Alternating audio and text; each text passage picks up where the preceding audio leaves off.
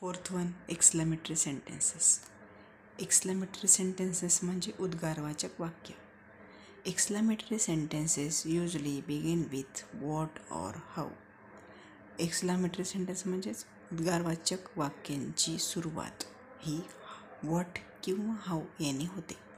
The subject and verb in such sentences are usually come last. अशा प्रकारच्या वाक्यामध्ये subject म्हणजेच कर्ता अँड वर्ब म्हणजेच क्रियापद हे दोन्हीही शेवटी येतात. But in some sentences they are not given. परंतु काही वाक्यामध्ये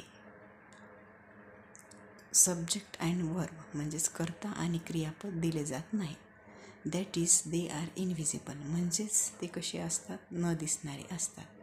and exclamation mark appear at the end. आणि एक्सक्लामेशन मार्क म्हणजे उद्गारवाचक चिन्ह, जे की अशा प्रकारचं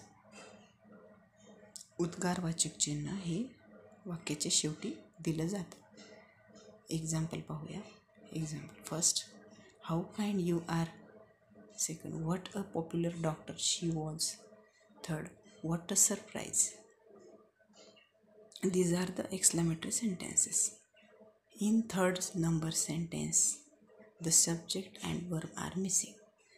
तिसऱ्या एक्झाम्पलमध्ये व्हॉट अ सरप्राईज, तिसऱ्या वाक्यामध्ये आपल्याला सब्जेक्ट आणि वर्ब म्हणजे कर्ता आणि क्रियापद दिसत नाहीत, म्हणजेच ते मिसिंग आहेत.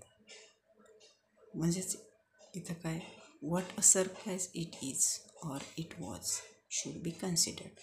म्हणजेच आपल्याला असे ग्राह्य धरावे लागते की what a surprise it is, what a surprise it was, असं आपल्याला ग्राह्य धरावं लागतं.